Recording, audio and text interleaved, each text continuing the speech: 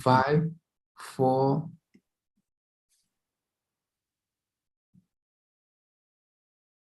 Okay, good evening, all the participants from China, and good afternoon, Professor Wu Yipeng from London. It's lunchtime for him, so thanks for coming.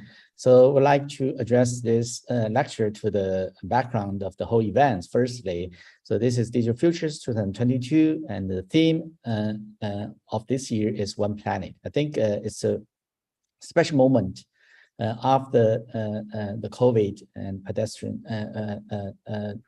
pandemic. It's a special moment to rethinking on the technology and our research. I think One Planet is special motivation and a special mission for us to thinking on how we can harmoniously living together with the planet, and how to stand together for the future. So I think the knowledge right now is growing very fast, and which is booming over the past few years. So most importantly, how to assemble all this useful knowledge and to leading us to a environment friendly future, and to also find a special relationship between the people and nature. So that's the background for the whole event. And briefly introduce the whole agenda for of this summer.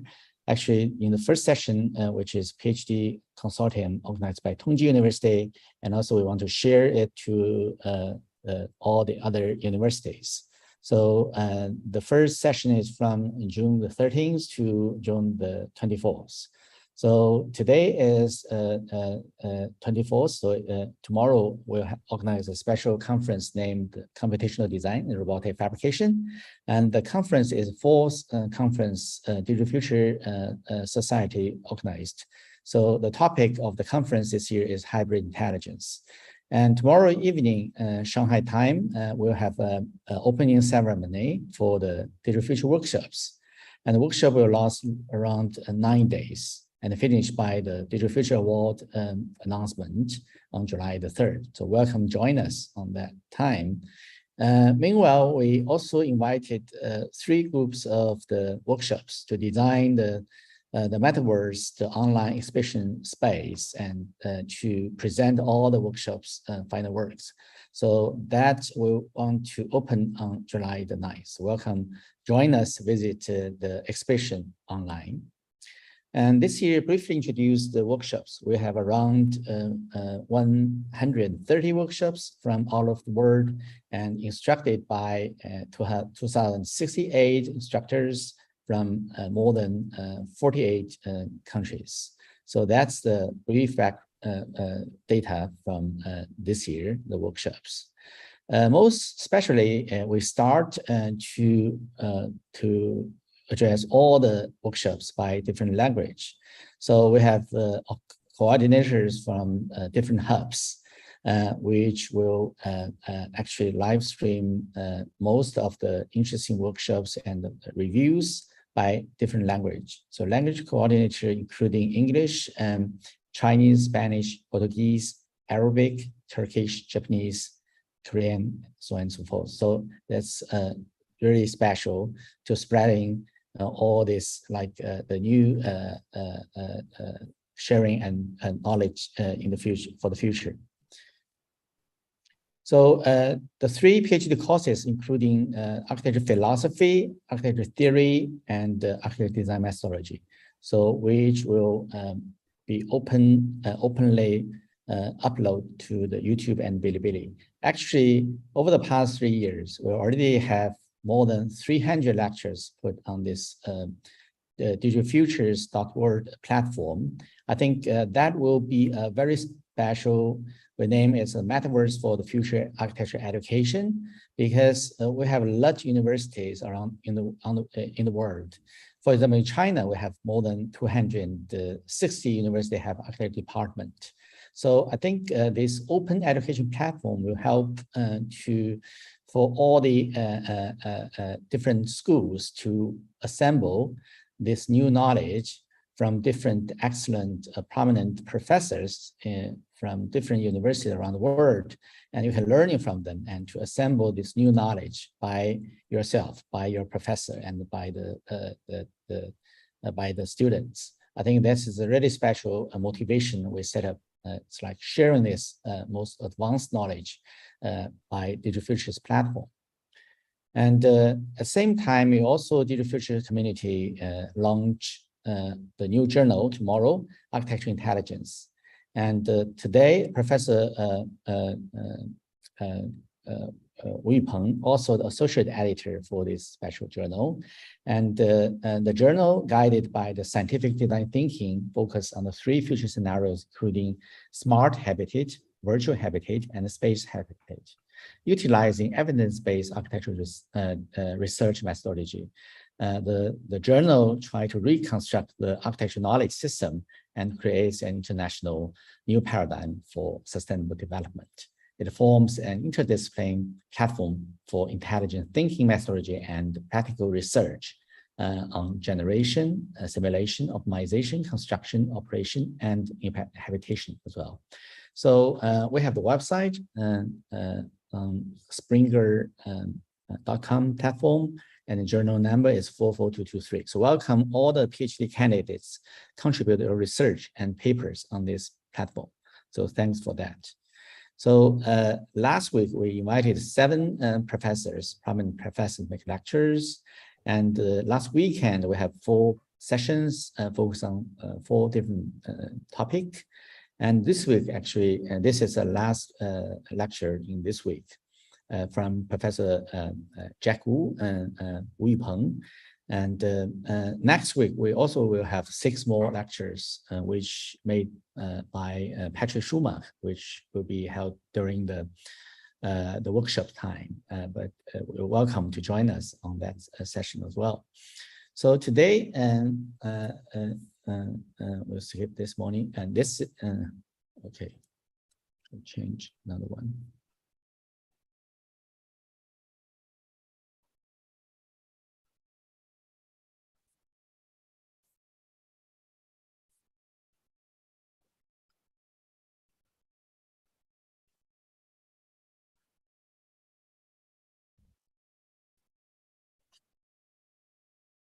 Here we go. So today, it's a great honor for us to invite Professor Wu Peng, Jack Wu, who is from University of Nottingham, give us a special lecture named Advanced Facade for End User Energy Demand Reduction. So I would like to briefly introduce Jack Wu, who is a professor from University of Nottingham. And also, Jack is a professor of building physics at the Department of Architecture and Built Environment, the University of Nottingham, UK. He reaches focus on building energy simulation and integration of renewable energy system into buildings and built environment. He has been awarded more than £4 million, that's a lot, the big number, in research grants, including the funding from the Engineering and Physical Science Research Council of UK, EPSRC, Innovative UK, etc. He has published over 100 peer-reviewed papers in SCI journals, and the conference proceedings contributing to the state of art in the renewable energy technology of their applications to the built environment. Jack served as the subject editor of the Journal of Renewable Energy, and right now the associate editor for Architecture Intelligence, and who is also the editorial board member for the building simulation. He is a full member of EPSRC Peer Review College, and he is also a reviewer for European, Canadian, and US funding agency. So today, Jack will give us a lecture on the advanced facade for the user energy demand reduction, and which is a comprehensive elevation from the system development to the occupants' perceptions. So we would like to give the screen to Jack and present your lecture. So thank you. Okay, thank you, Professor Yuan. I'm going to share my screen first.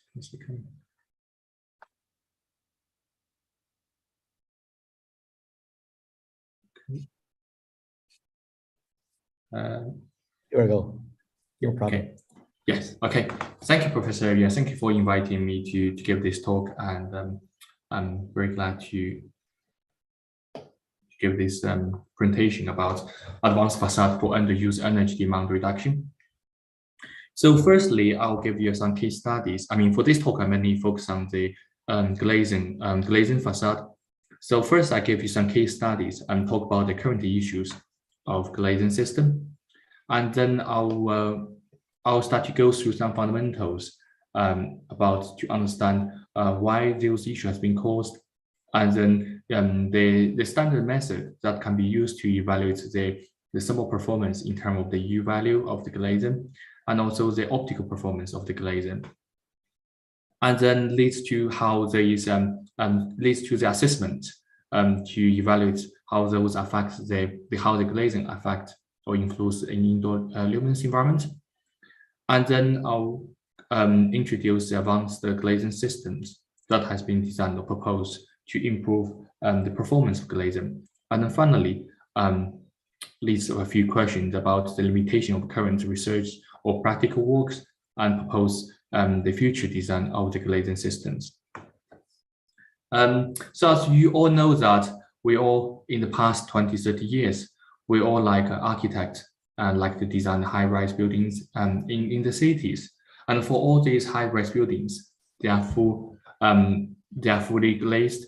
And if the glazing hasn't been designed properly, it might cause issue for the building and occupancy or things around it. So here are some case studies.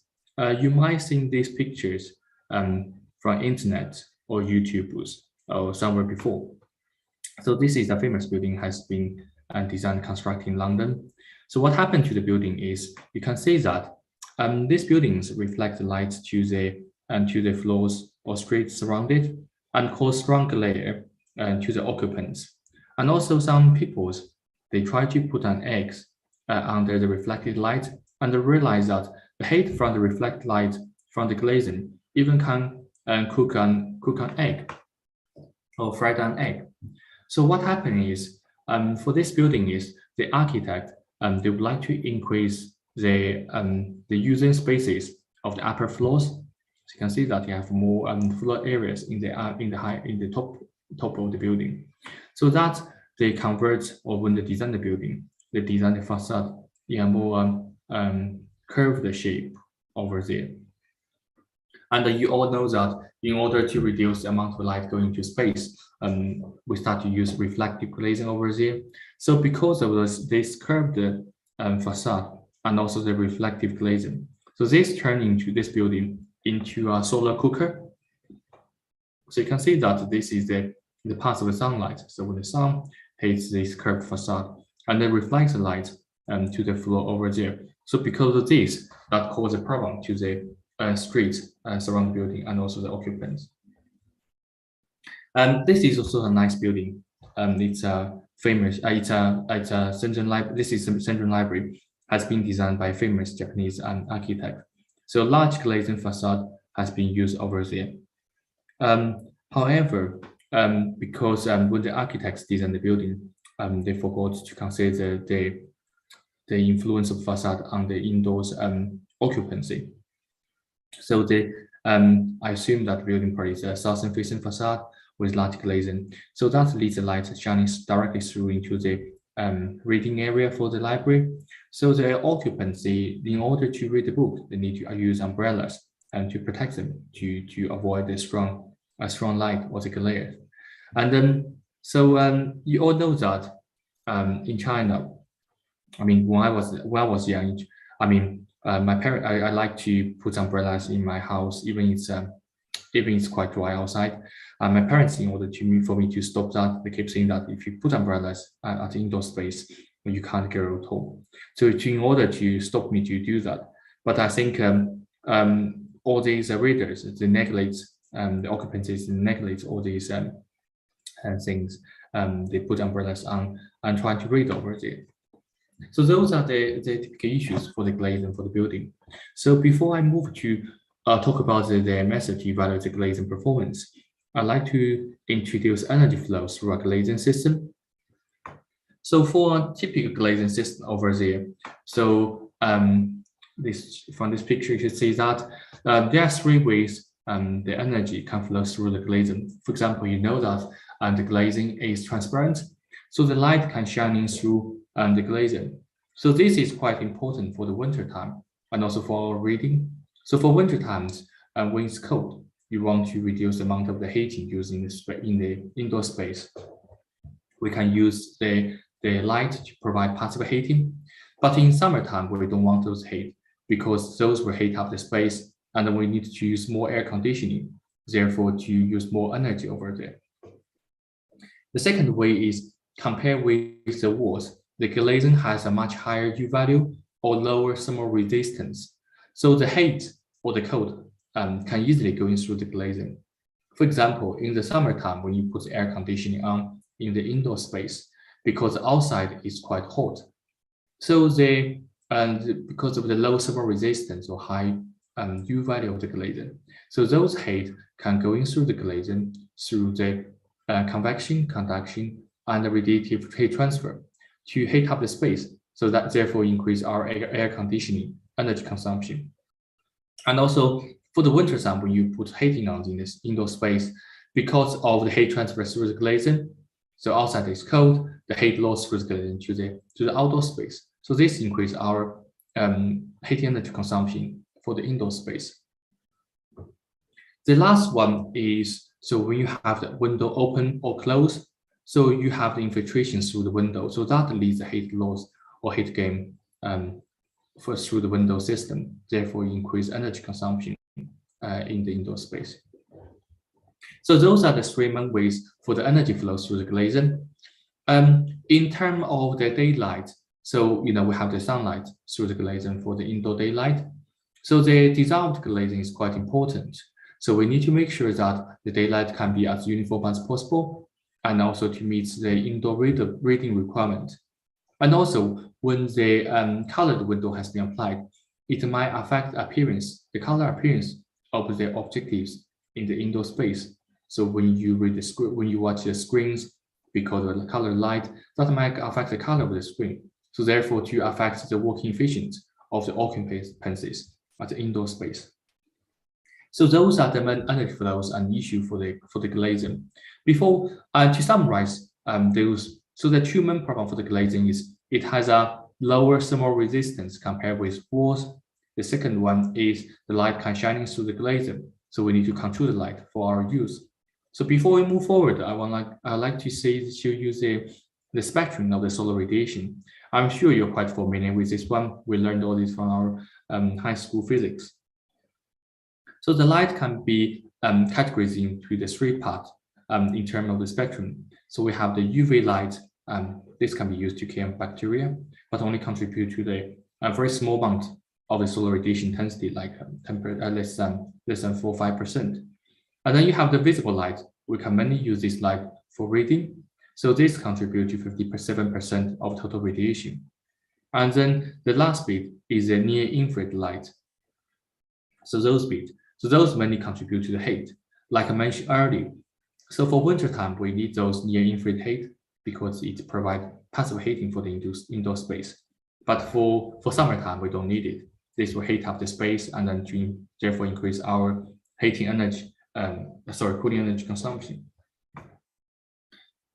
So here just give you some example about, I mentioned the U values or the thermal resistance of glazing a few times. So here just give you some example about different countries, their regulations for the U value of walls and the windows. So I picked 4 different countries with 4 different climates in the Europe. So I pick up UK, Germany, Finland, and Italy. So Italy is much more warm in the warm Mediterranean climate, and then Germany, located over here, is a combination of the temperature ocean climate and temperature continent climate over there. And then for the UK, it's mainly the temperature ocean climate. And then for Finland, it's much more cold. It's in cold continent climate over there. But if you're looking at the monthly temperature distribution or average temperature distribution, monthly average temperature for the 3 places, UK, Germany, and Finland, you can say that in the summertime, from May to probably September, the average monthly temperatures are quite similar. It's just in the wintertime, Finland has much lower temperatures. But if you look at the U value over here, if you look at the U value for the roof, wall, and floor, and partition wall, for UK, Germany, and Finland, or even for Italy, they are quite similar. So there's no big difference for the U value of the wall. But if you're looking at the windows requirement, so for Italy, the window U value is quite high. So high U value means low thermal resistance. Okay, so there in Italy, because it's quite warm, you don't need a high U value to protect the building. But in Finland and Germany, the U value is relatively low. In UK, I think I used 2 years ago those regulations 2.0, but now I think we use to 1.1 watt meter square K. So you can see that, and also you compare the U value between the window and the walls.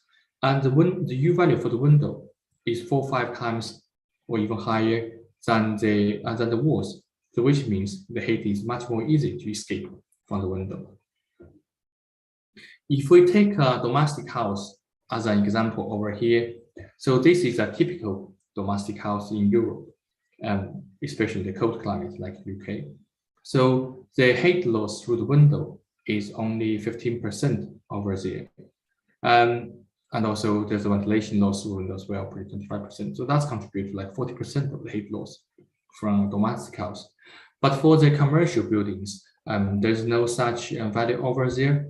What happened is, my research group took a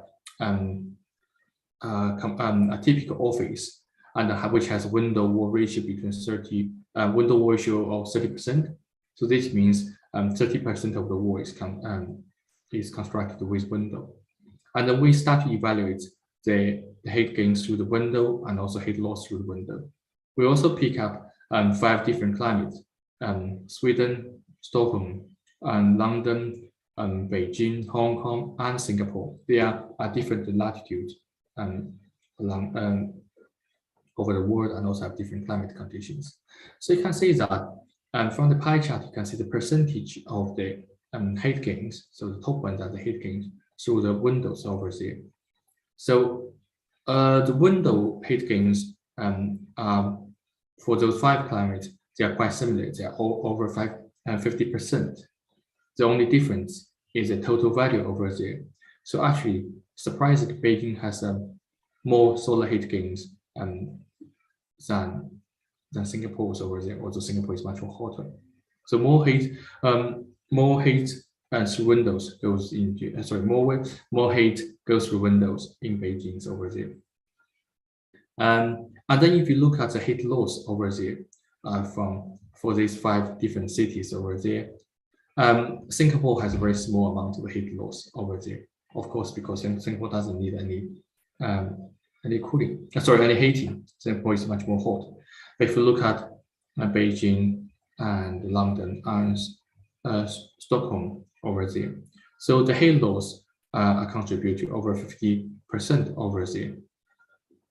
So quite a lot of heat loss through the glazing and in the winter time. So if we can improve those ones, we can improve the energy efficient of building. So in the following session, I'm first to introduce the mechanism that can be used to evaluate the U value or thermal resistance of the glazing system, and then I'll move to the optical performance of glazing.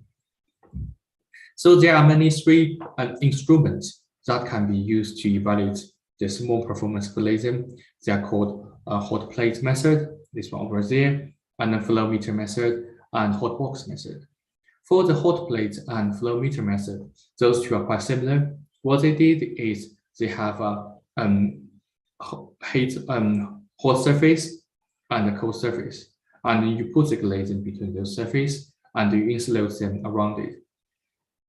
And then you input the heat into the hot surface, and then you know how much of heat you have to be input over there. For example, 800 watts over there. And then you also measure the temperature difference between hot and cold surface. By knowing the inputted heat and then the temperature difference, you can easily work out the thermal resistance or the thermal conductance of the glazing, and then eventually work out the U value. The difference between the hot plate method and flow meter method is there's a heat flux meter that's used to measure how much heat flux through the glazing system, and instead of measure the amount of heat input over there. The hot box method has been widely used because it can either be used to measure static thermal performance of the glazing, and also can be used to measure dynamic thermal performance of the glazing. So for this type of system so you have two chambers over there, just like two big rooms. So one side is hot, one side is cold, and you put the glazing in the middle. You control the temperature between the hot and cold, and you can work out how much heat goes through the glazing, and eventually work out the U value of the glazing over there. Here are the international standards, and that has been used to measure the glazing thermal performance over there. So you can see that there are four range for the international standard. So they have the international one, so ISO 1 based one. You have the USA based one, the STM, and also you have the European standard as well, and also you have the Russian standard. So those are the four popular standards used to measure glazing. But if you're looking at the method inside, the other method we mentioned earlier, like either use hot box method or use heat flow meter method, or maybe the hot plate method over there. And then they have different requirements when you use those instruments to measure the glazing thermal resistance or the U value. So if you just go through them and then follow their requirements, you can easily work out the thermal resistance of the glazing.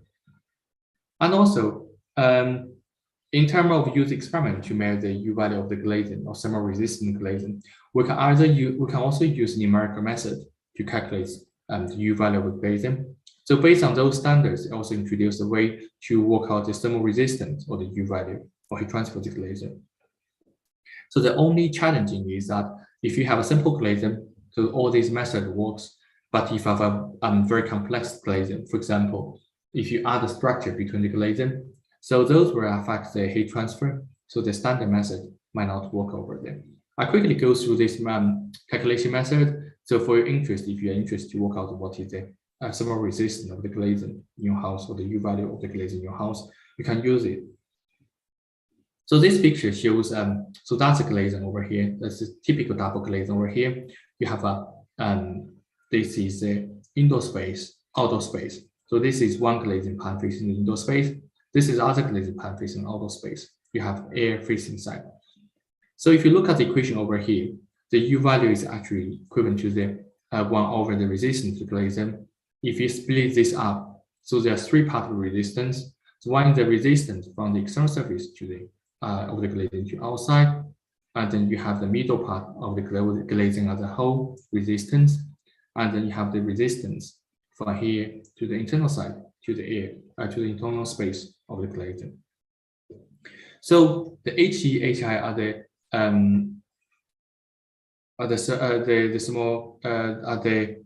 heat transfer coefficient between the glazing to the indoor and outdoor space over there. So these normally use typical value for calculation.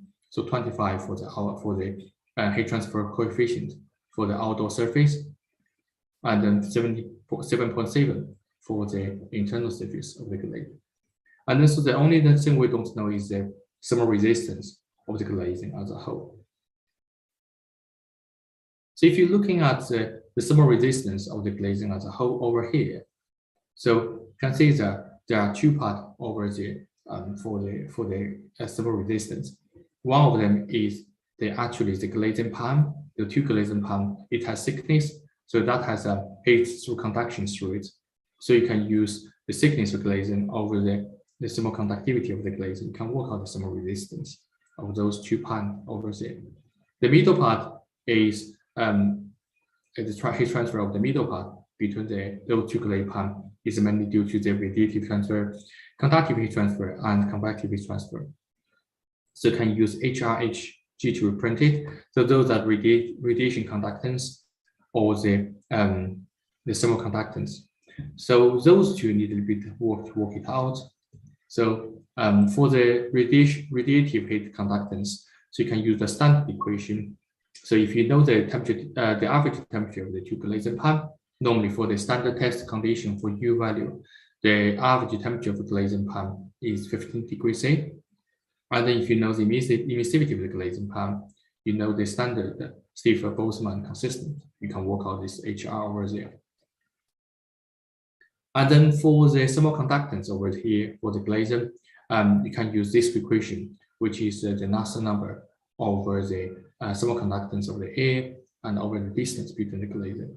For the thermal conductance of air, it's related to the Grashof number and Prandtl number. So those two can relate relevant to the viscosity and temperature difference of the glazing. So you can easily check those if you know the temperature difference of the glazing and the parameter.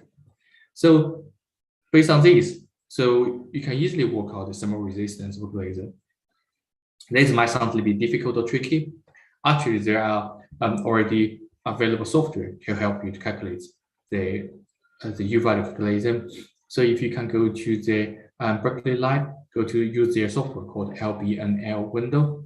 So this software can help you to calculate the thermal resistance of glazing. Or if you can go to the so this is the surface of how this works for the software. If you're interested, you can go to this link to download the document, the software to play around. If you also go to the large glazing company like say Pilkington or Saint-Gobain's, they also have their product over there, and also they have a little software over there to show you if you have a different combination of their product, what kind of U value it will bring to you over there. So those are the methods to work out the U value of glazing. As I mentioned earlier, if the glazing is very complicated, so the standard calculation might not work. So you might not use much more sophisticated software like computational fluid dynamic (CFD) to build a model to work out the thermal resistance of glazing, or you can refer back to the experiment to work out the U value of glazing. So for the optical investigation of glazing system, as I mentioned thermal, now we move to the optical. So for the optical side of glazing, we are quite interested in a few things. So we need to know what is the transmittance of the glazing, what is the reflectance of the glazing, and what is the absorbance of the glazing. So we can know how much light can eventually go through the glazing into the indoor space. And also we're quite interested in the spectrum going through the glazing. As I mentioned earlier, the spectrum has three components: UV, visible, and near infrared. So the visible part is important for our reading. So we need to know how much of this visible going through. And then for reduce the near infrared heat, we might need to work out what is the near infrared heat part as well. So this picture shows a standard like a method of spectrometer to test that can be used to work out the spectrum transmittance of the glazing system. In order to work out the total transmittance, total diffuse transmittance of glazing, or total reflectance diffuse reflectance of glazing. So different integrated software can be used.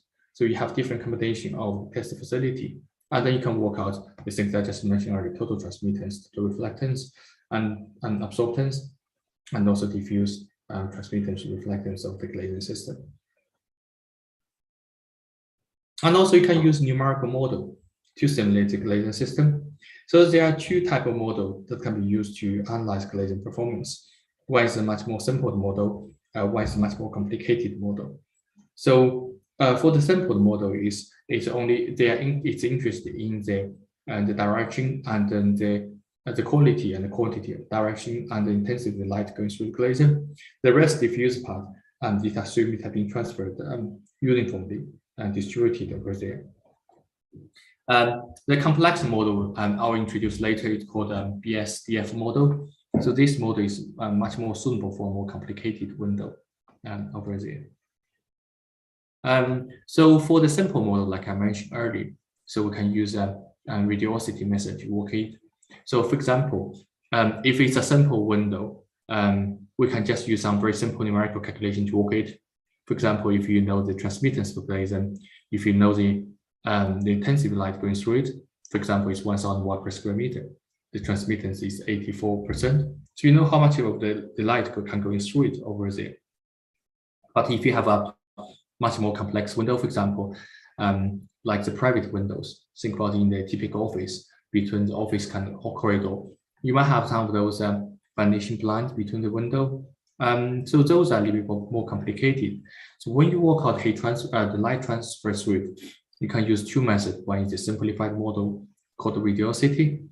So that can split the light into different components. For example, the light going through the blinds directly, or the light hit the ventilation blinds. So those will be in the simulation to assume that those are the Lambertian surface. The light will be perfectly diffused, and also the light reflected through those ones. The challenging for the radiosity method is that it always assumes those surface is a Lambertian surface over there. However, in some of the situations, you might have the reflective surface. So this method probably wouldn't work over there. So for the more complicated method, which is called the BSDF method, what happens is they normally split the light incoming surface and outcoming surface into two half dome over there. The dome will contains like 145 surface over there, or small planet over there. So they consider that when the light from one surface hits the glazing in the middle, and then it will work out the proportion of the light going through it, and then go to the other side, how much has been distributed at different surface over there. And the BSDF is short for bidirectional scattering distribution functions. The BSDF can also be further classified into another two components. One is called bidirectional transparent distribution function, and the bidirectional reflected distribution function over there. I'll give you some examples of the BSDF method later over there. Okay, so to measure the BSDF data for glazing, so there are two methods that can be used. One is called the scan-based photometer method. So what is happening is, if you have a light source over there, so you have a receiver at the back, it scans 145 of those directions of this the dome I mentioned earlier individually to work out how the light has been distributed behind the surface. So the typical method has been designed in the LBN lab US, ISC in Germany, Cardiff UK, and PAP later Germany over there. So this method is quite time consuming because you need to have the light source at one incident direction and then measure the 145 and output direction individually. Another method called the video-based method. So this is much more easy than the previous method. So you have either use a camera or use a video device to catch a picture at the back of the window system when the light going through it. And then you can, based on the pixels and intensities, you can work out the light distribution after the glaze. So the method over there has been developed, and this method has been developed in LBN labs in US, EPFL in Switzerland, and Radiant and Zemex in USA over there. You can also use numerical method to obtain the BSF data for the glazing system. So for example, you can use retracing. Retracing is normally to simulate the light going to simulate the light as the lines going through the system. So you can use retracing simulation to work out the light going through the glazing system to obtain the BSDF data as well. So those two pictures shows how the retracing works over there.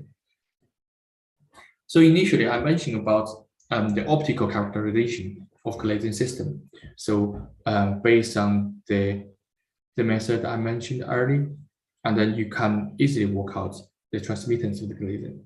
And then we need to think about, okay, if I have a glazing, if we know the optical performance, the transmittance, how will this affect the indoor luminance environment over there. So what are the parameters to evaluate the indoor visual comfortable? So I think you're quite familiar with this parameter called lux. So we use the lux to evaluate how the light has been performed at the indoor space. So at different requirements, the lux are different. For example, for corridors, the lux we just need 100 lux. That should be enough for our daylight design. And then if you have a more a higher standard place, for example, like the electronic assemble, painting work, or supermarket, you will require a higher lux. So probably you need 1000 lux over there. And then for our classrooms, so for our studies, so for classrooms, we just need a 300 lux. That should be enough for our reading and teaching over there. But if it's a technical drawings room or computer practice rooms, the lux requirements are different over there. So here, the lux we mentioned about is just probably at a specific point or the general requirement for the lux. How can we ensure that our designer space have the required quality and quantity or distribution of the light? So the common used method to assess the daylight is called the daylight factor over there. So what the daylight factor represents, the equation over here shows the daylight factor. So that represents the ratio between the lux you made at the indoor space and to the outdoor space on the overcast day over there. So for this method that neglects the incident of direct solar radiation, they're only looking at the effect of the sky to the indoor space over there. So the criteria to analyze the daylight factor is like that. So if you have a daylight factor which is 6% or over 6%, so that might indicate that the indoor space might be very bright.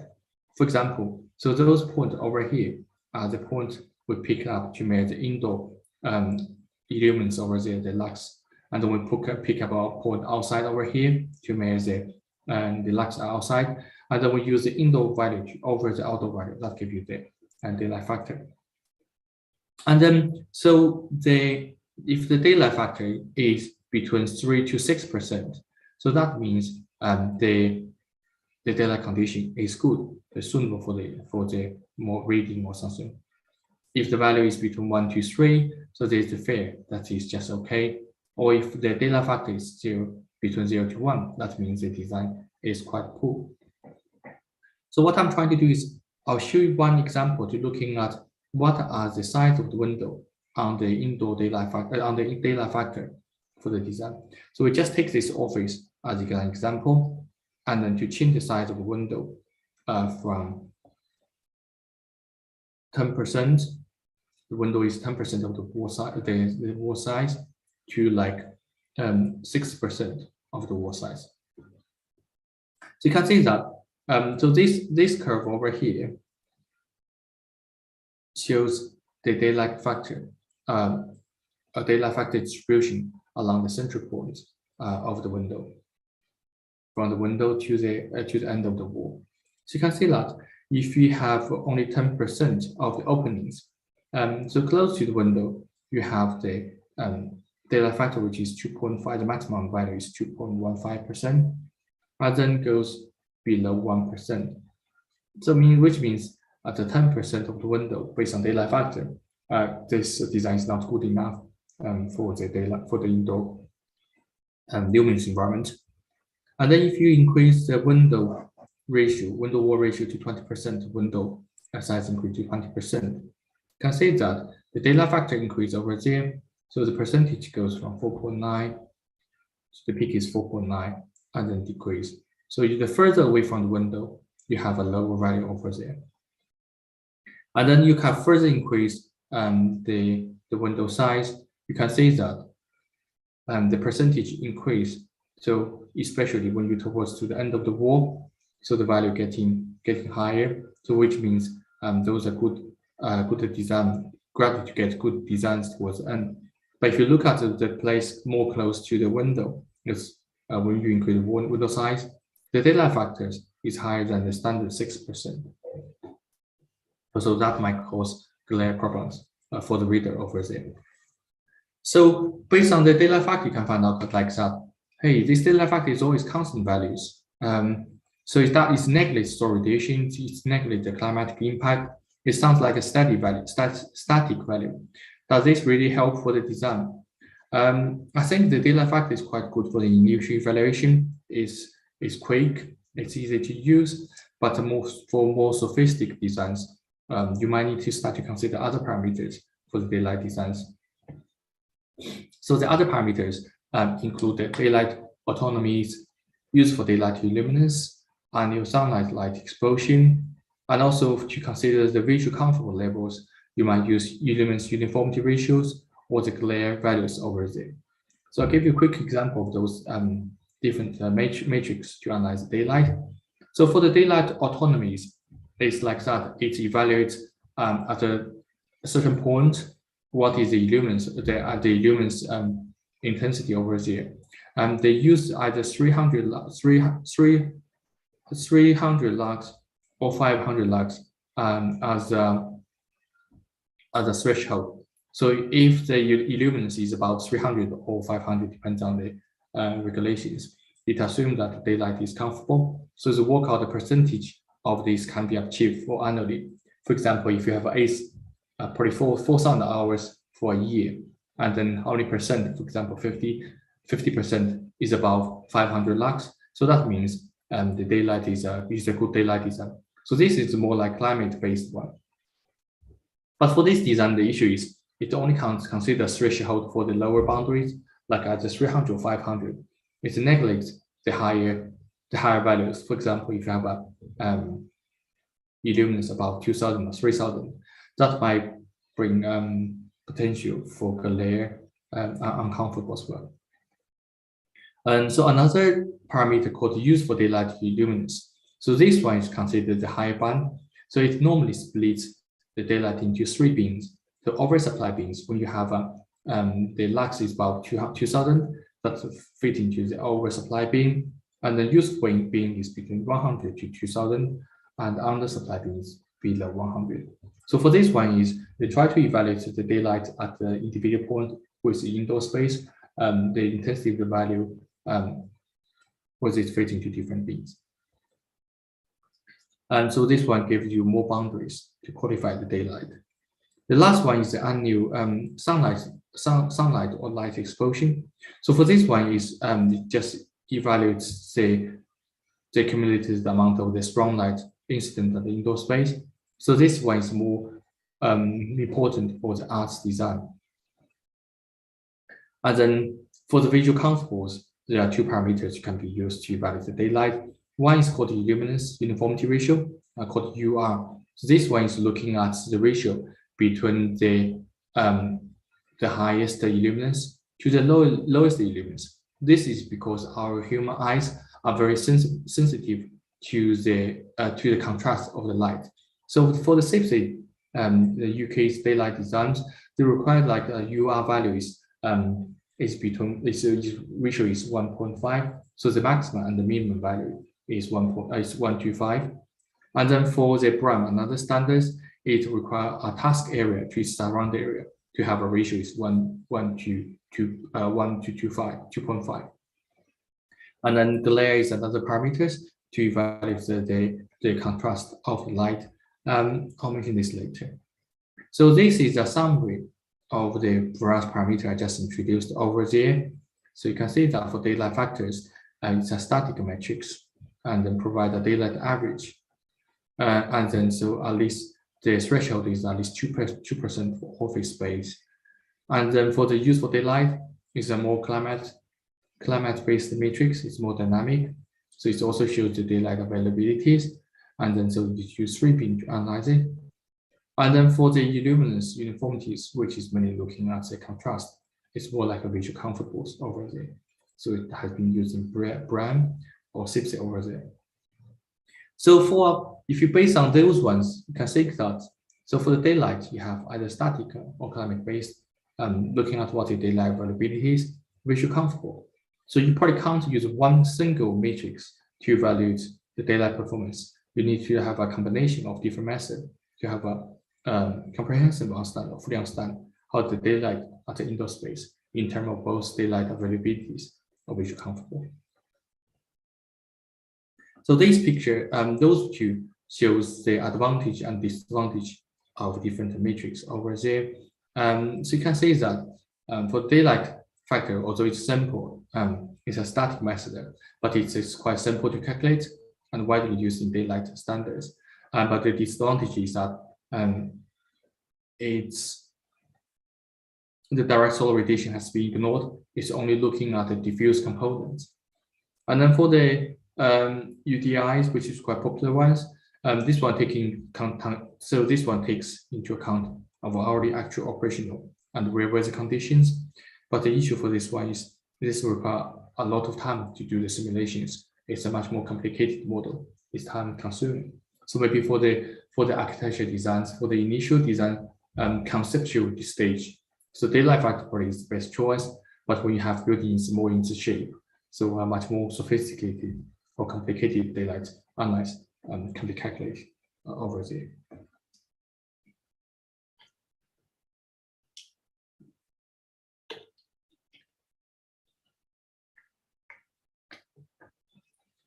And then, so I mentioned about how to evaluate the window optic performance. What are the daylight matrix to assess daylight performance? So we also need to know what are the software or method can be used to simulate those matrix. So those are the popular software has been used on the market for the daylight simulation. So I'm sure you're all familiar with Radiance, maybe Glazing and 3D Max designs. And also I think in UK, IES has been quite popular for use. And in US, probably they use Energy Plus for those ones. If you're looking at the different software, they will have different algorithms for the simulation. So for Radiance, they use backward retracing simulation. Like I mentioned, which is before, it simulates the sunlight as a different lines going through. And then for the Energy Plus, it uses radiosities, like I mentioned. So they have different screens over there. And also the different models, they can do different type of simulations. For Radiance, it's always the sky models over there. And then for Energy Plus, it also has always the sky models for the simulation. And then meanwhile, the Energy Plus can also simulate building energy performance as well. Right. Initially, I introduced a different, I introduced the issues for the window. It's mainly the thermal part, the high U value, low thermal resistance, and then the high transmittance, and then introduce different methods to evaluate the window performance. Now I'm going to introduce a method to improve the thermal performance of the window systems. So traditionally, in order to improve the thermal performance of the window, so we know that we can add more glazing to the window. So to change the single glazing window to double glazing or triple glazing, we can add low E coating to reduce the radiative transfer. We can even fill the argon gas into the glazing to reduce the conductive and convective transfer as well. And then for the more popular methods, people start to add structure into the glazing system, so to reduce the convective and radiative transfer. So like I mentioned, the vanishing blend between a typical double glazing system. So those are the way to improve the thermal performance. Then lastly, you can also use vacuum glazing. So you create a vacuum between two double glazing pans, and then so to reduce the convective, conductive, and then radiative transfer between the glazing pan over there. So if you're looking at the conventional window method, conventional method to improve the glazing performance. For example, if we have a double glazing, so each glazing has a thickness of 6 millimeters and air gap of 16 air gap, and then there's normal air filled it. So you can see that transmittance is between 70 and 80, and the U value actually is 2.8 over there. If you still remember about the regulation, building regulation I mentioned earlier in the previous slides, in Italy they asked for like U value for glazing is between 2 to 3, but in UK's Germany, they're much more cold. They require the U value to be much more close to 1. So if you add a low E coating to the glazing, first let's say if you add the argon air into the glazing, that can only bring the U value from 2.8 to 2.6. However, if you add a low E coating to the glazing, so this can reduce the U values from 2.8 to 1.6 or to 2.1. It depends on the emissivity of the glazing, the coating you use.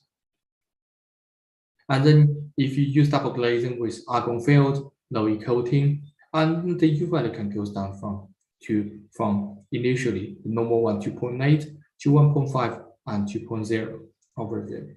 To further reduce the U value of glazing, so you can use triple glazing and more low E coating, and you can see that the U value can eventually bring down to 0.6 and 0.8. So those are the traditional methods to reduce the U value of glazing. And then for the transparent insulation materials over there, as I mentioned earlier, so you add a structure between glazing, so the structure can be parallel. So it's like say triple glazing or more layer of glazing between the two glazing, add more vertical layer over there, or you can add horizontal layers over there, and you can add squares, or maybe you can add different materials like aerogels over there to improve the thermal performance of glazing. So this picture over here shows broad type of the companies available over the world to provide this kind of insulation material. So one of the popular one would be Lux, and also Pilkington is quite a big company for glazing. And then if you're looking at the structure over there, so it's quite popular to have the homogeneous structure, which is which is over here. So the aerogel field one, and also the perpendicular structure, which is at the parallel side in the glazing system. So this picture shows the different manufacturers, different product for the U value of the transparent insulation material.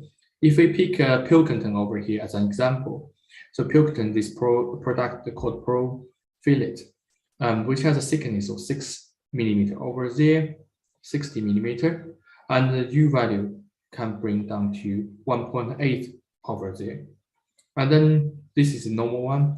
If you fill them with the homogeneous materials like aerogel over there, with the Pilkington, so you can see this. So this product have a thickness of 6 millimeters before, but the U value is much more lower. It's more close to 1 over there. So this is an example of this material, the transparent insulation materials. I think, although I mentioned the commercial product over there, but it's quite difficult to visualize how this looks like. So what I did is I picked up perpendicular structures, transparent insulation material. It's just like you add some parallel layers as a plastic glazing to the double glazing to form the transparent insulation material to look at its U values. So initially with for double glazing normal one, so the U value is 2.8, and then for these transparent insulation materials over here, with those slides, depends on the interval distance between the slides. So the U value can be reduced from 2.8 to 2.3 to 2.6, depends on the thickness, the distance between the slides. And then with further added argons, the U value can bring down to 2.3 to 2.4. If you use another different of the airs, the U value is 2.3, 2.4.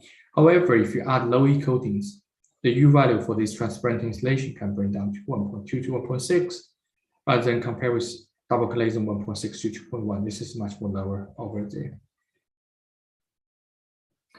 For the vacuum glazing, I think on the market, currently the vacuum glazing has been well developed on the market.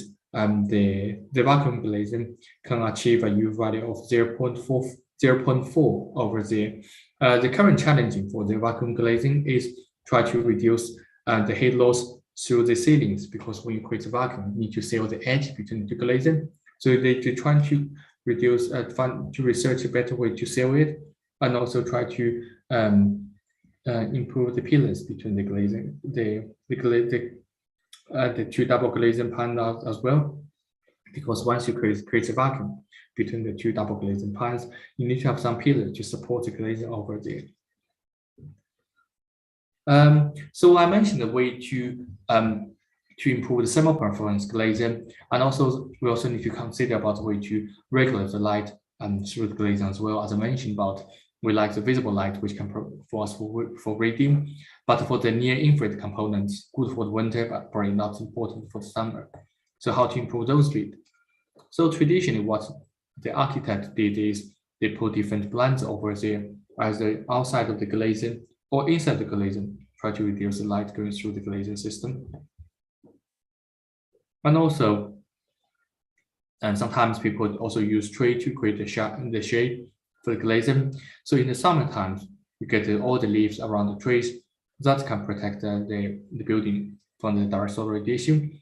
But in the wintertime, when all the leaves has gone, so the soft light can go in through the glazing, provide passive heating for the glazing.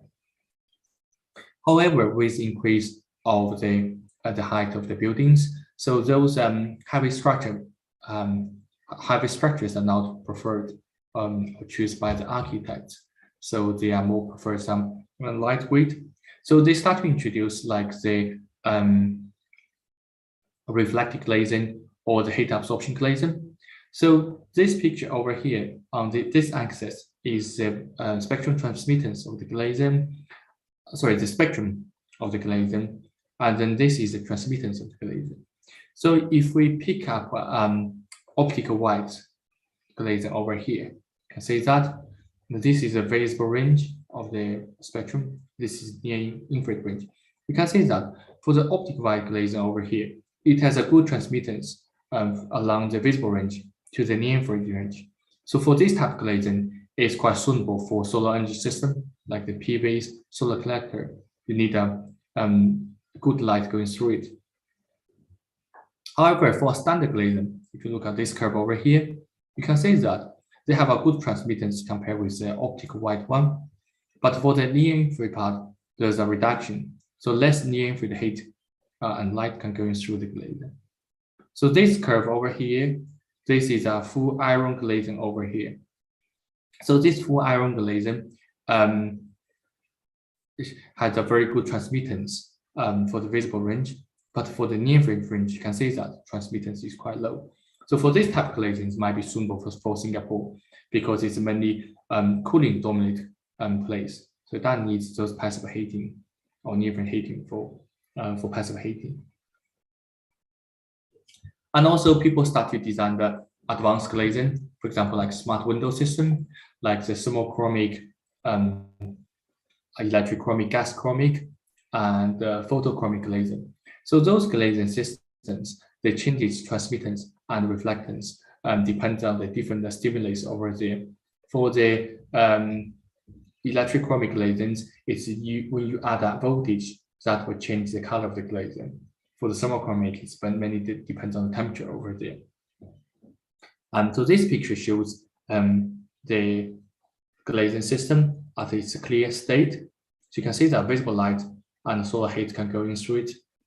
And then, so for if you add some electric glazing over there, so you can see that the amount of maybe solar heat and light going through can be reduced. Depends on the color of the glazing, so depends on how you control it. And then for the thermochromic glazing, it's quite different from the other window design.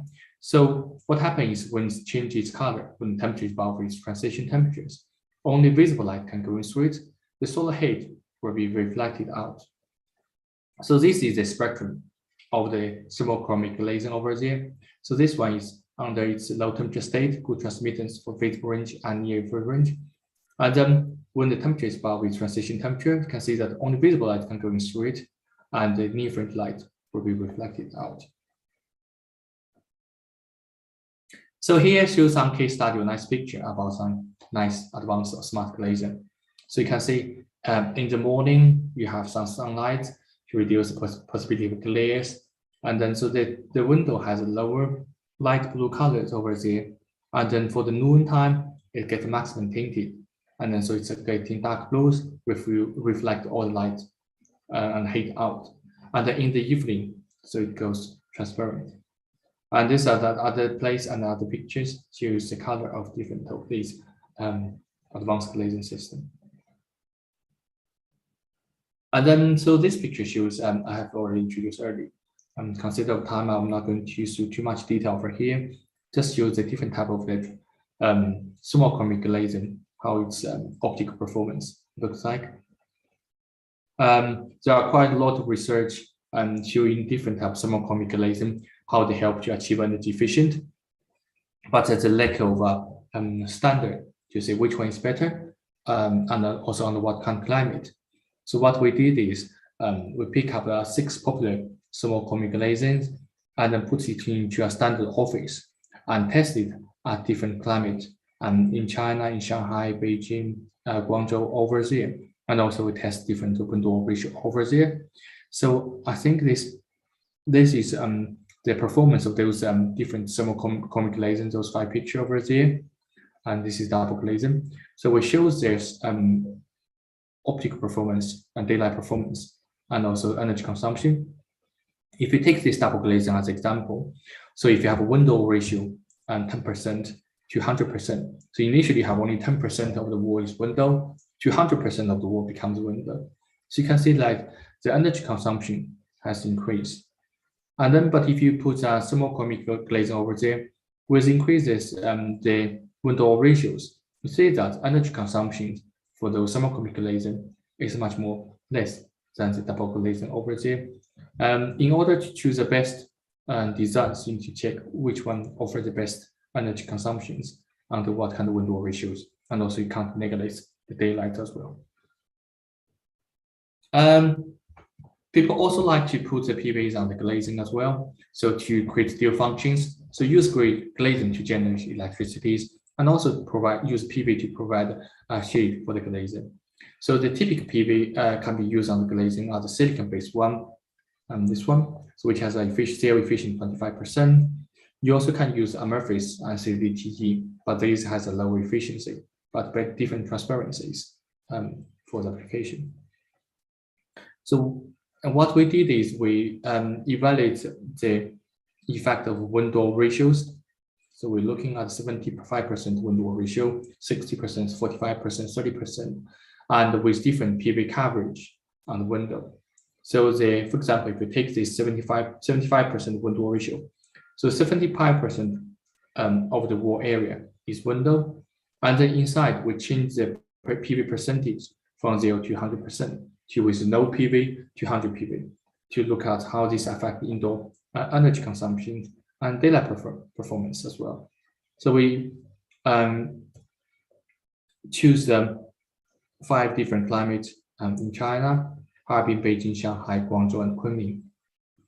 And then if we take a window ratio of 75%, sorry, 60%, this is 60% of the wall with a window. And then we're looking at what is the light energy consumption, heating, cooling, electrical, and net energy consumption. So you can say that with different percentage of PV applied. So you can see that initially 0 PV, this one 0 PV, 4 PV is 8 PV, or we say 0 PV, 5%, 50% PV, or 100% PV. Same for those ones. You can see that with more PV applied, you have more lighting energy consumptions. This is because the PV blocks the light going into the space, so you need to use artificial light for reading. And also, you can see that heating energy consumption increased as well for this picture, because the passive heat has been blocked by the PV. So you need extra heating energy for the winter time. However, for the cooling, you can see that with more PV, you have less cooling energy consumption. This is because the PV blocks the heat and use those for electricity generation over there. Of course, for electricity generation, more PV, more generation. Eventually, if you're looking at all these as a whole, you can see that if you look at Harbin, let's take Beijing for example. Actually, with 100% of PVs, you have better net energy consumptions. So you have less energy consumptions with 100 PV put over there. But if you're looking at Harbin over there, so the 100% of PV, that means it's better energy consumption. Actually, 50% of the PV provide better energy consumption over there. And here are more detailed at different window wall ratios and how these affect the net energy consumptions at different climates. So I'm not going to some too much details over here. And also another one is concentrating PVs. Initially, like 20 years ago, when PV was quite expensive, people start to add some concentrating from the PV, try to reduce the use of PV, but generate the same amount of electricity. But now, so that those are the initial designs. But now, because the PV cost has been reduced, researchers start to think about, okay, let's combine the PV and the concentrator, optic concentrator with PV together. So those can be used to provide daylight for the indoor space. So this picture shows the evolution of the PV concentrators, static PV concentrators development, and how this moved to the window applications. Those show the characteristic of those windows. I'm not going to too much detail here. I just give you some quick case studies. So what we did is previously people only focus on the development of PV concentrator for window, but they neglect how this affects the indoor daylight performance. So what we did is we evaluated traditional double glazing and CDT PV glazing with different coverage ratio, and then silicon PVs without concentrator and the silicon PV with concentrator as window system to evaluate this daylight performance. And then we found that like that. So this one is the concentrating PV. So this one is the CDT. So you can say that for these pictures and then the daylight matrix, we can easily say that with the concentrator applied, we get more diffuse light into the space, provide better daylight. And also for the comfort level as well, you can say that this is a glare index probabilities. So the window with the concentrating PVs have a better comfortable level as well. To summarize what we have introduced about Doctoral's advanced window, you can see that for the vacuum glazings, the U values can go down to 0.44, so which provide a very good U value and being provided by these companies over there. The visible transmittance is not bad, like 68%. And then, so if you're looking at the transparent insulation materials, the U value can bring down to 1.6 from these Lumira companies. And then the visible transmittance 55. For the electrical and thermochromic glazing, they can dynamically control the daylight at the transmittance of glazing with different material applied. The U value can bring down to 1.6, 1.3. So after all this discussion, we start to think about, are there areas need to be improved? So if you're looking at all the previous discussion, you can see that the glazing companies, they only focus on their glazing designs. So they can say, okay, we designed this glazing. This has a U value of this value, for example, 1 or 1.2, which has a transmittance, visible transmittance of maybe 60%. But they neglect when you install this window into the building, how this affects building performance in terms of thermal and daylight and also energy consumption. And also for the designers, what they did is they only bring the glazing people gave to them, and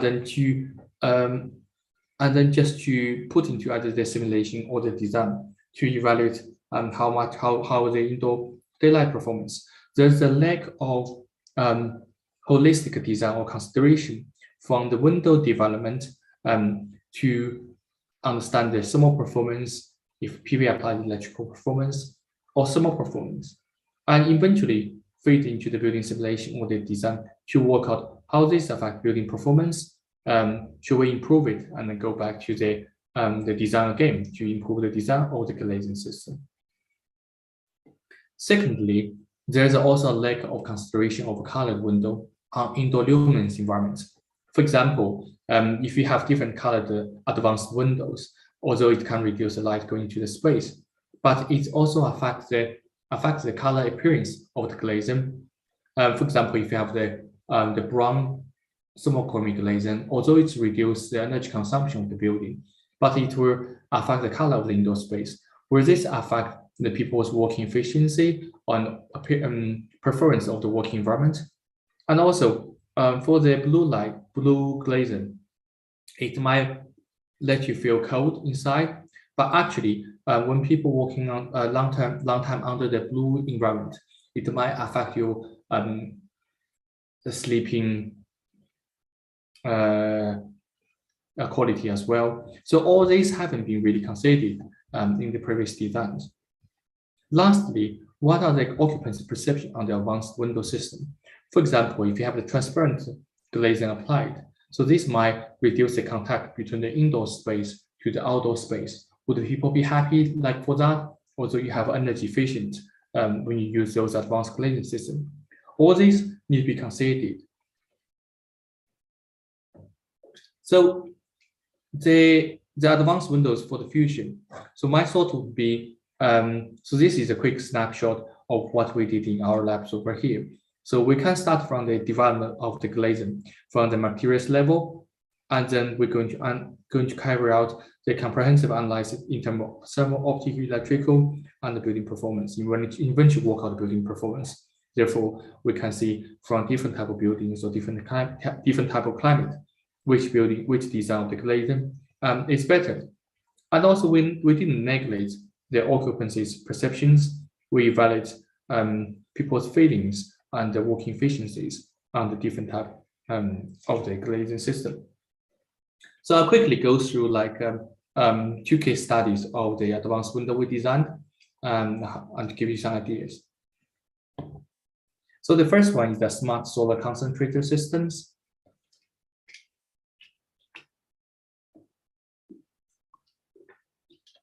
So for this smart solar concentrator system, the design idea is like this. So we have thermotropic layers between a 2 glazing pan. It's a very thin layer, like 1 millimeter thickness or 2 millimeter thickness. And then, so it's under low temperature, for example, 30 degrees, is transparent over there.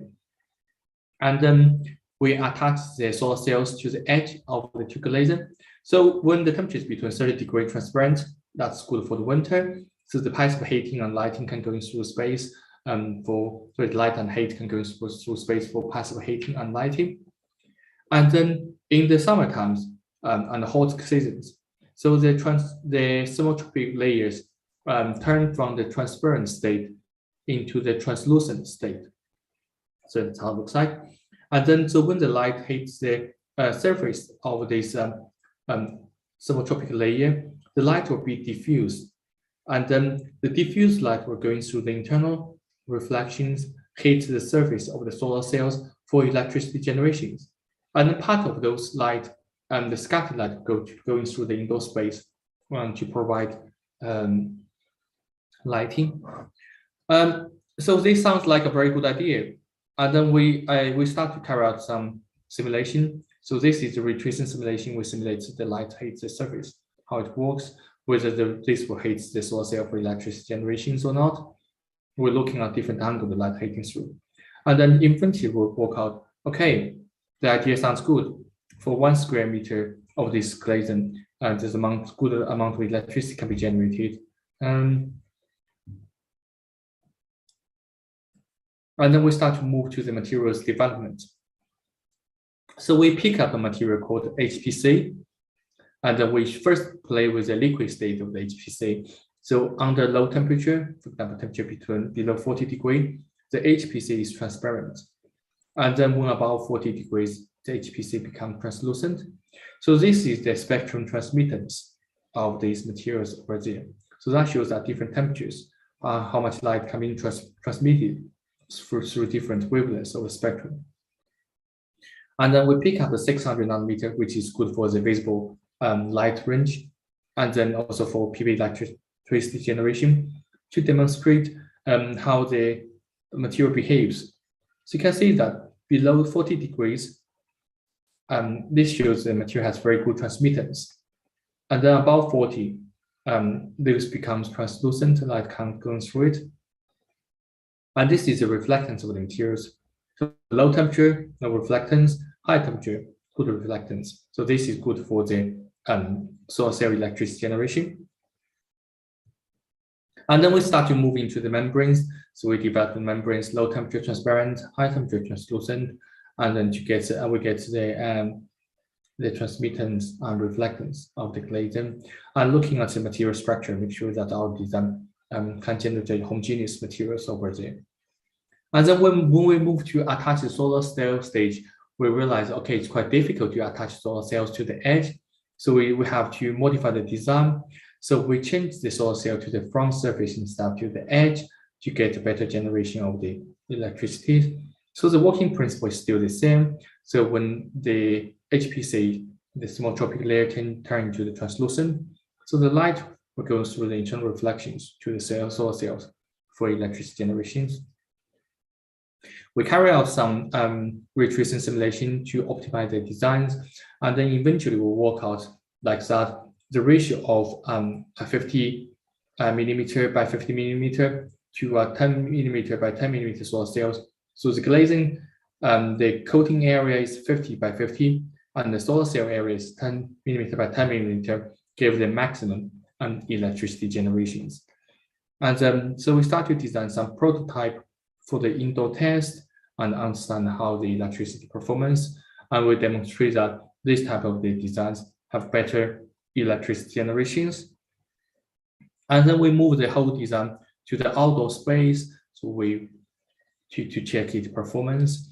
And then so this shows under the outdoor space under a typical intermittent sunny cloudy day how the coating behaves. So that's the solar cells in the middle, and that's how the coating behaves from the morning to the afternoons. So in the morning it's transparent, and then noon, because of the heat, goes transparent, goes translucent, and in the afternoon when the temperature goes back again, it becomes transparent again. And then we input what we obtained for the thermal and optical and the electrical performance of this smart window system into building simulation software Energy Plus, try to evaluate its energy performance and try to evaluate building performance in terms of the electricity generations, cooling load, heating load, as well. So those are the results of this one. So we compare this one with a traditional PV system without the coating, without this thermotropic layer. We found out that at least 10% extra electricity can be generated, and then the daylight environment for this smart window system is much better than a traditional BIPV and double glazing. And also there's less energy consumption for the building as well. Transparent installation, and considering the time, I just quickly go through the transparent installation. So there are the first type of transparent installation we mentioned earlier. So for the thermal performance of transparent installation, we evaluate the thermal performance in a large climate chamber. We have with a cold surface and hot surface and test the thermal performance. And then we use the CFD to work out its dynamic performance at different conditions as well. And then we move into the optical performance, use the BSDF method I mentioned earlier. So that's the moving part is the input light, and then the color part is showing the light distribution after light going through space. So this one shows the light through a double glazing, normal double glazing. This shows the light distribution through a transparent insulation material. And then we use three-phase method, consider the outside, the dome, the glazing, and indoor space to evaluate the optical performance, and use the method matrix I mentioned earlier, and the uniformity ratios, and then daylight glare probabilities, UDI. We prove that the transparent insulation provide a good daylight performance, and also the U value as well. And then eventually put those U values and daylight into Energy Plus and work out on the different climate conditions, Stockholm, London, Singapore, Beijing, and Hong Kong, looking at the different design of the transparent insulation, how this affect building performance. You can say that for the 10 millimeter transparent insulation, 10 millimeter interval distance transparent insulation, this have a better energy consumption in London, Stockholm, London, Singapore, Beijing, and Hong Kong. So this is the best design. And then furthermore, we can convert these the parallel layers into by using the symmetric layer, like I mentioned earlier, to provide better light distributions into the indoor space. So we also had an initial evaluation of these new designs to convert the slides into the symmetric layer. So under low temperature, those slides will be transparent, so good for the view contact to the outside, daylight going through it.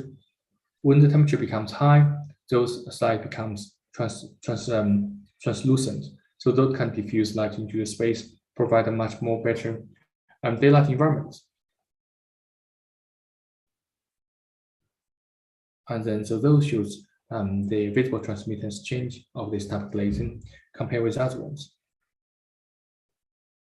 And then this is a rendered picture showing that by using this transparent insulation with the symmetric layer, it provides a much more uniform daylight environment.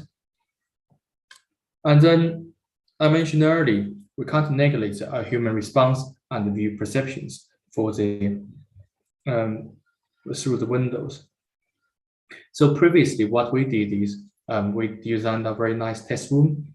We use a simulated window over there, put different colored windows and over there, and we invite occupants into it to do some tasks, either read some books and to do some rendering tests. And then we doing both subjective and objective tests to ask people their feelings and also talk through those moments of the task to work out how they perform. And then eventually we found out that people, they prefer blue environment, but they perform better in the brown environment over there. But however, for this type of test, when you have an office, the simulated office, people didn't feel like they have an inverse environment. So then we move into the use VR for the test. So initially we selected the office and then create a different type of task over there. And then we take a picture of this office and input into the VR over there. So we ask people to put the VR on to do the task we ask them to do. And also we test their performance in the real environment as well. Eventually we found out that they perform the same in both VR environment and the real environment.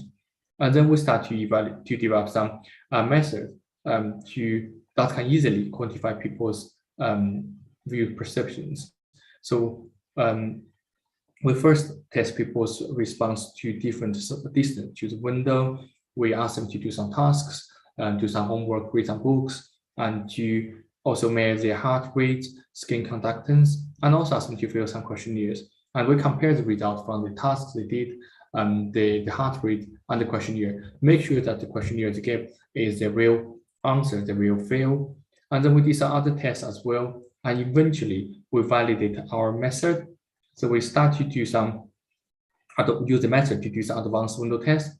So this is ETFE structures. So if you have been to Beijing Olympic swimming stadium before, so their skin of the Beijing Olympic stadiums is built of the ETFE structures. So we're looking at a different print on the ETFE structure to see how this affects people's perceptions. We use the transparent ones, the one with small dots, and the one with large block over there. We select the office over there and put those ETFE outside the office, and then we took a picture, generate 360 degrees pictures and put into VR. And that's one of my students, he put the VR on. That's how he sees it when he moves his head. So the picture also moves around. It lets you feel like you're in a real environment. And then so we did some questionnaires and also tasks ask them to do, and eventually they select the one and they feel quite.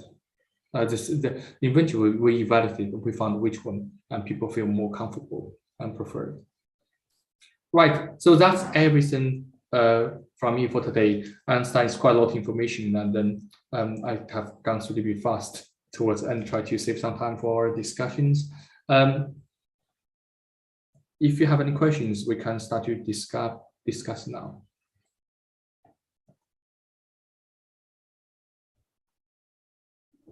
Thank you so much. That's fantastic lecture. I have an overview of the quite new knowledge to me, actually, this kind of glazing window system, which actually play important roles. From my experience, because we used to participate solar decathlon competition, and we have a special opportunity to visit UC Berkeley's. They have a special laboratory, have very similar experimentation situation like in your lecture introduce the smart window and also evaluating this kind of PV windows by different cases, as you mentioned. I think, could you please briefly conclude the smart windows, as you mentioned, which is actually play a very important roles in the some chronic features actually in the architectural facade system. So could you briefly introduce the whole importance of this kind of glazing windows, which can make the influence on the installation performance or building performance simulation from the whole building perspective, how to evaluate? Yeah. I think for the glazing is quite important. Should I just share the PowerPoint again? I think I mentioned it earlier. Just 1 second.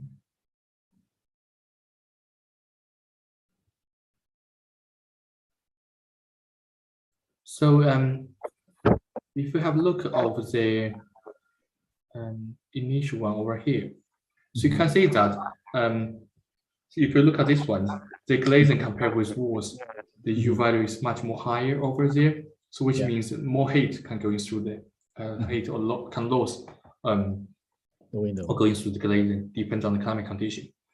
And then I had a fully comprehensive analysis of the glazing at different climate conditions. So that's in different Stockholm, London, Beijing, Hong Kong, and Singapore. You can see that the heat gains through the glazing compared with other components like external walls, internal heat gains, they're more than 50%. So this means if you can improve the thermal performance of the glazing from a traditional double glazing, so that can reduce the heat gains through the glazing and also the heat loss as well. Good.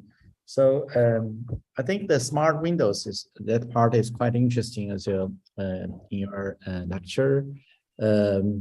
How do you think? Because the topic of the this year is we're talking about the hybrid intelligence. So could you address this kind of intelligence part? How to implement the smart windows to present the certain kind of intelligence of the buildings in the future in the simulation and actually in the real running process of the buildings. So how do you think to make the smart windows more intelligent in the building system? Yeah, I think the smart window is already smart enough, but it depends on which type of smart window you are using. So for example, for the I think the commercial available product including electrochromic and thermochromic. So electrochromic is you use voltage to control it. So you just input just a click the button, it can change the colors. But the challenging bit for this glazing is when you press the button, sometimes if you are in an open plan office, people might fight for it. So there's do need a better control to analyze whether the occupants prefer a better luminous environment, I mean daylight environment, or they prefer more energy savings. So those should be considered in the design, or maybe a central systems and should be used connect to the air conditioning system. So when you control the smart window, they also control the air conditioning, or when they control the air conditioning, they control the smart window. Yeah. I can see your similar research to Lawrence lab in UC Berkeley. Could you introduce about the 28 cases, which is like the PV have a different position, different height, and 20x session. Could you show that image? I think that's quite interesting research. Yeah, try to find it out. About the PV glazing actually. Yeah. Yeah. So for this one is we try to integrate the new technologies into the architecture designs. So instead of just simply, okay, we'll give it the PV and it can generate electricity, we need to understand how the PV affects the building energy consumption and the indoor luminance environment as well. So how this, so that's how we tried as much as case as we can on the different climate to look to find what is the optimized conditions for energy and also for daylight. So at the same time, I'm thinking about maybe multi-objective in the design process, not only for the energy saving, shading, or at the same time, I think the transparency and the color of the windows is also should be taken into consideration, because sometimes if you put this kind of PV in the height of the human eyes, maybe will block some of your views, probably the transparency. So that should be a multi-objective decision process. So have you any experience on this kind of design oriented or the performance oriented integration in your design? Yeah, so when you design this, it's quite difficult to, like you mentioned, the multi decisions. So first you want to for the building, we want the building to be as energy efficient as possible. And then for the occupancy, they want as much as daylight possible. And then for the electricity generation, they want as much electricity as possible. So for this one, so we have those three priorities. So I think what we can do is sometimes there's paradox to each other, right? Some confliction. So how to balance and make a special model to balance. So we have done that. So we did is we rank which design has better electricity generation, we rank which design has better energy consumption, which design has better daylight performance. So based on those ones, we mark them green, and green is the best, yellow is okay, red is fail. So based on this one, you probably can choose to see which one they are overlap, and based on those one, you can select it. And also, I think those are just very objective, I would say subjective, because we already made the decision for the occupancies. We don't know what occupancy they really want. So that's why we involve the later stage of the research is to ask people to experience different window conditions, either in a simulated office or in a VR environment. We ask them to do some tasks. They just know they have a different environment. We ask them to do some tasks. We measure their physiology or psychology performance. So ask them to do some questionnaire. Based on this one, we statistically work out what's the really feelings of those environments. So those three, I mean, all these previous one plus occupancy feeling together. So that can give you a more comprehensive understandings of which of design is the best. Hopefully it's kind of best for people can accept and also energy efficient. Good. So another question I want to put forward is about the passive and active the scenarios we try to balance in the design process, because I'm the designer. So how would you like to address the glazing system in the window glazing system? Is that a strong passive design strategy, or it's have a strong relevance to the active, like air condition or this kind of active summer design strategy? So how would you like to address the window system into the design process or building simulation process? So I think for the traditional window, it definitely wouldn't help to meet the energy efficient part. Therefore, people start to introduce those advanced window to improve the energy performance. So I think from the design, I think from the UK's concept, what they have they call this be lean, be mean, be green. So this means is initially you use passive strategies. Hopefully, everything works. If it didn't really works, and then you start to put some energy efficient technologies to try to meet the indoor requirements and also be as energy efficient as possible. And the last option is to put renewable energy into it, because renewable energy is much more expensive and those technologies to put into building. So I think that's their concept to hopefully to make the passive design first, and then gradually move into the more complicated heavy mechanical systems. So that is the same, I think, fundamental knowledge to architects. So passive first, and then try to figure out the feedback from active system. So that's the I think I quite appreciate that part. And another question about the budget of this kind of glazing glasses. That will increase a lot the window, because it's triple layers, double layers, or maybe sometimes 4 layers of the glazings. So could you introduce the situation in UK? Will that increase a lot about the budget on the window system? So no, I don't think. I think the window system in UK is much more expensive over there. But I think in UK, I think my current office window, I made the U value is I think 1.1 at the moment. So it's double glazing with argon field, I think, some low E coating. So for all the new buildings, they have building regulations. The U value is quite low.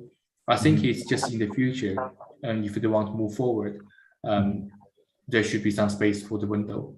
I think it's mainly for the commercial building instead of the domestic house, because domestic house mainly have a small window area. It's mainly those commercial buildings, they have large glazing area. So those need to be improved. Yeah. And I think last question goes to, I think, the experimental standard or situation in Nottingham is quite good. And in your school, you have a lot of like the different one-to-one skill research, mock-up, building mock-up. So how do you actually establish such a good condition, like a different experimental house in your school? So the funding is all from the professors, or the university actually invests a lot on different experimental labs? So could you briefly introduce how you organize different research in your school? I think initially, one of our professors, he's quite famous in industry. That's my understanding. So I think he has asked the different companies to sponsor different buildings over there. So we have like 6 eco house over there, and then we have another one is like a solar decastle project. We brought to span over there. So for these buildings, they input different technology over there, and inside of the buildings they just use. Because in UK it's more domestic house, small house. Industry, yes, this industry partner, do they invest into the lab, or they just donate some money to your research? Is that based on project, or just a donation help you to set up this kind of experimental conditions? I'm not very sure how it works before. Maybe at that time when the industry donates 50%, the university will match 50%, and then there might be some industry funding as well. I think it's quite a while ago now. I think for those buildings they have established like probably 15 years ago. Not sure what has happened at that time.